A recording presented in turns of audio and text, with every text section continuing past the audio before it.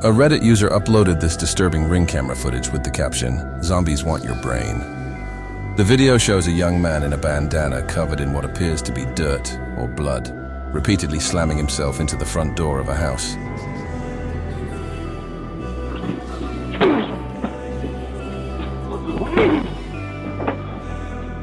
On his third attempt to break down the door, he apparently knocked himself out after hitting his head. Stumbling after the impact, the man collapses over the front porch railing, knocking over an ornament in the process.